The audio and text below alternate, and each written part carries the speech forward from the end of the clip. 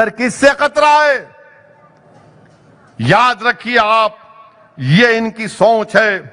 मेरे अजीज दोस्तों और बुजुर्गों, मैं तो सिर्फ इतना ही कहूंगा कि जो लोग आज इस मुल्क में नफरत को फैला रहे हैं, आप जाइए गुलबर्गा में, 200 किलोमीटर हैदराबाद से गुलबर्गा के रेलवे स्टेशन को हरा रंग किया गया था, तो वहां पर बीजेपी आरएसएस वाले एहतजाज किए कि हरा रंग मुसलमानों का, निकालो इसको।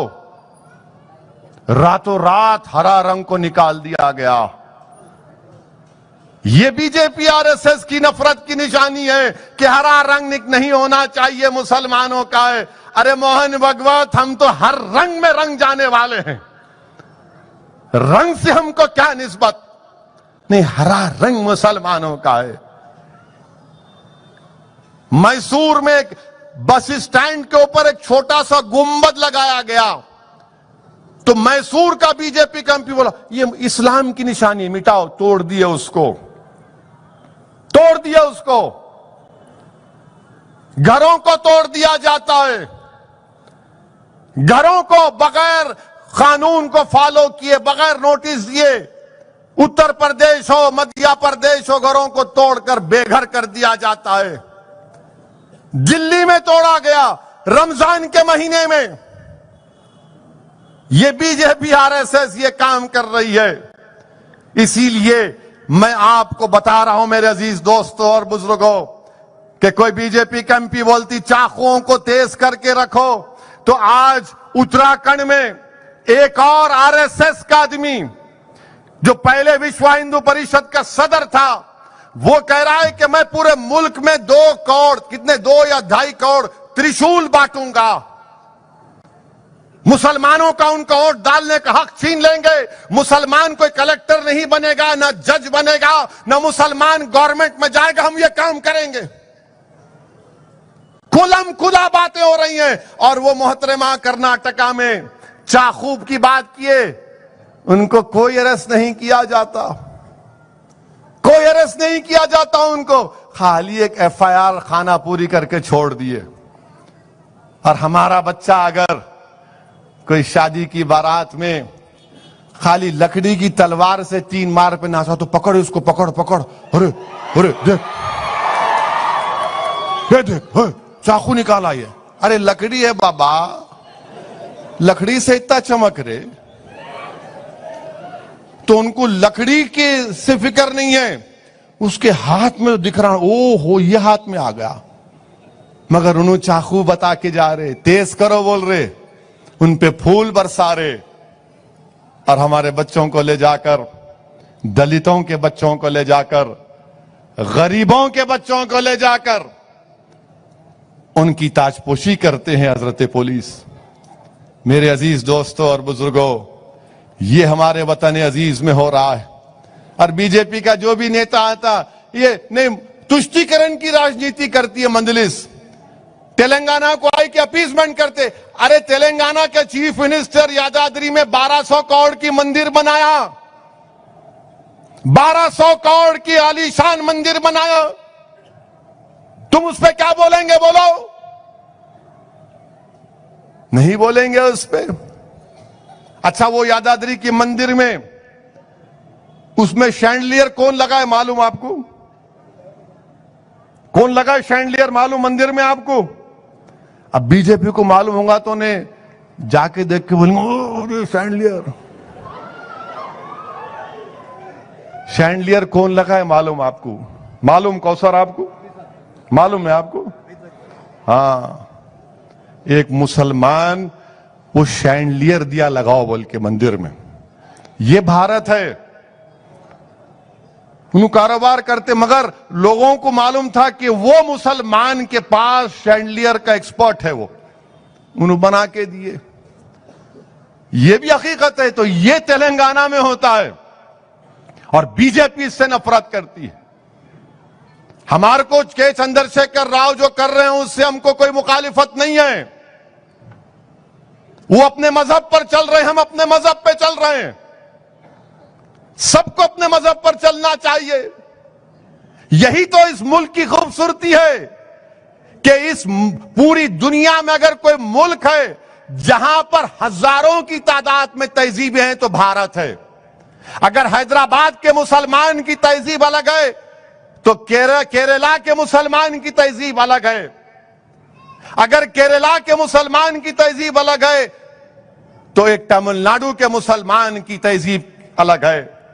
अगर एक मुंबई में एक मुसलमान की तहजीब अलग है तो मराठवाड़ा के मुसलमान की तहजीब अलग है। ये मुल्क में इतनी तहजीबें हैं। यहां पर बिरयानी खिलाई जाती, औरंगाबाद में नान खलाई खिलाई जाती। ये तहजीब का हिस्सा है। मगर बीजेपी को एक ही बात बोलती, नहीं नहीं नहीं, कुछ भी नहीं होना। एक झंडा, एक कल्चर, एक मजहब, बाकी सब बर्खास्त। माने तीन चीज, एक मजहब, एक कल्चर, एक झंडा। झंडा तो एक ही है, मगर आप झंडे को कब माने? जब आपका बैन हट रहा था। उससे पहले तो ऑर्गेनाइजर मैगजीन में लिखा गया था ये तीन रंग अशुभ है। बोले उन्होंने बोले नहीं, तीन है, अशुभ है, ये नहीं मानते इसको हम। अबे तेरे को मानने के लिए कौन बोला? देश मान लिया, तुमको ही मानना पड़ा बाद में। अब आरएसएस वाले हमको सिखा रहे, नहीं आपको भारत में रहना है तो इस्लाम की बालादस्ती को छोड़ना पड़ेगा। मोहन भागवत साहब, अगर आप किसी अम्मा के पास जाएंगे, किसी मां के पास जाएंगे, आप एक 4 माओं को बिठाओ, उसमें हर किस्म की मां होगी, उसको पूछो तेरा बेटा या तेरी बेटी तुझसे कितनी मोहब्बत करती? उन्हें बोलेंगी मेरी जान है ये, दुनिया की सब दौलत छोड़ दो, मेरी औलाद मेरे लिए कीमती है। ये मां बोलती है। मगर आप बोल रहे नहीं, तुम्हारी पसंद नहीं, हमारी पसंद, एक कल्चर, एक जबान। कैसा होगा भारत में? कहां होगा भारत में? ये भारत की खूबसूरती को कोई नहीं बिगाड़ सकता। मैं जानता हूं कि आज की इस तकरीर के बाद बहुत से लोगों को पेट में दर्द होगा, पेंचिश होगी, और पेंचिश का इलाज एक ही है मेरे पास, जिंदा तिलिस्मात के 2 कतरे मुंह में आ करके डाल लो। मैं अपनी जबान को रोकने वाला नहीं हूं, मैं बोलूंगा बराबर। और सुनो मेरी इस बात को, आप 2024 में बीजेपी को हम हरा सकते, इस देश हरा सकता इंशाअल्लाह ताला। कहां बीजेपी की हुकूमत खुद की ताकत पर बनी? उत्तर प्रदेश में 1, गुजरात में 2 और आसाम में 3। अब जब मध्य प्रदेश में सरकार बनी, कैसे बनी? मेरे से नहीं बनी। कांग्रेस के जो बेवकूफ अहमक लोग थे, उन्होंने मोदी के पास पैरों पे गिर गए, उनके 24 एमएलए चले गए, मध्य प्रदेश में हुकूमत बन गई। कर्नाटका में कुमारस्वामी और कांग्रेस की हुकूमत थी, उसमें से 24-25 उधर कुलाठी मारे। माने बंदर भी देख के बोलता हूंगा, अब्बा मैं एक झाड़ से एक झाड़ कुलाठी मारता हूं, ये बीजेपी में कितने कुलाठियां मार के जा रहे तुम लोग। माने कर्नाटका में इनकी हुकूमत बन गई। महाराष्ट्र में शिवसेना, कांग्रेस सेकुलर बना दी उसको। कांग्रेस के पास एक नोटरी का ऑफिस है, जो उनके पास आके उनकी मिला बोलते आ करो, हम स्टैंप मारते सेकुलरिज्म का। कांग्रेस मिलके तो शिवसेना के वो एमएलए उधर भाग गए, बीजेपी की सरकार बन गई। नॉर्थ ईस्ट में तो है उनकी, मगर बंगाल में नहीं है, दूसरे जगहों पर नहीं है। तो 2024 जो लोग अभी बोल रहे नहीं नहीं अभी भी मौका है, मगर शर्त क्या है? शर्त यह है कि मोदी के सामने कोई खड़ा नहीं होना। इन्हों खड़े हो गए, उन्हों खड़े हो गए, मैं हूं फुला नहीं। मोदी से मुकाबला, अब जैसा मोदी से मुकाबला करना है तो मोदी बनाम हैदराबाद मुकाबला होना, मोदी बनाम सिकंदराबाद मुकाबला होना, मोदी बनाम आदिलाबाद मुकाबला होना, मोदी बनाम महबूब नगर मुकाबला होना, मोदी बनाम करीमनगर मुकाबला होना, मोदी बनाम तेलंगाना मुकाबला होना। यह मुकाबला जब होगा तब बीजेपी जरा परेशान हो जाती, अरे ये क्या है रे भाई। उन्होंने आएंगे जरूर यहां पे और निशाना लैला को बनाएंगे, मगर मुझे मालूम आप मुझे कितना चाहते हो। सबके निशाने पर मैं ही हूं, चाहे बीजेपी हो या कांग्रेस हो, एक ही लगता है इनको। कांग्रेस बोलती नहीं इन्हों सेकुलर नहीं है, बीजेपी बोलती इन्हों मुल्क के वफादार नहीं है। आप क्या दुकाना खोल के बैठे हुए हैं चाचा की है?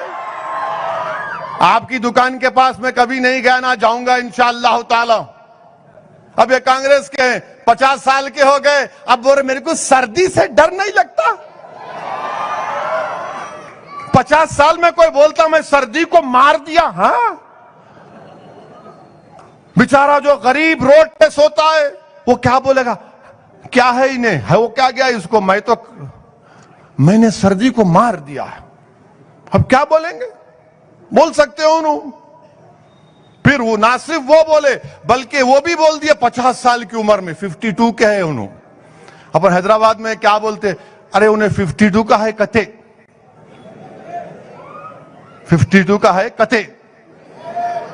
और उन्होंने कते क्या बोले, अपना नाम लेके बोले मैं उसको मार दिया। अपना नाम लेके बोल रहे मैं उसको क्या बोले, मैं उसको मार दिया, मैं वो है ही नहीं। फिर तू क्या है, फिर जिन है? उन्होंने बोल रहे और मीडिया वाले हाँ, मैं अपने आप को मार दिया, मैं अपने आप को खत्म कर दिया। अरे बाबा फिर तू खत्म हो गया तो फिर क्या है यहां पर? नहीं मालूम, शायद उनके पास मौकिला होंगे उनके, नहीं मालूम, मेरे कहने तो नहीं है। मगर ये कांग्रेस का हाल है, ये कांग्रेस का हाल है। अब इन्होंने भी जा रहे। देखो याद रखो, सालार हमारे को एक चीज सिखाए थे, पाशा खादरी भी गवाह है कि मरहूम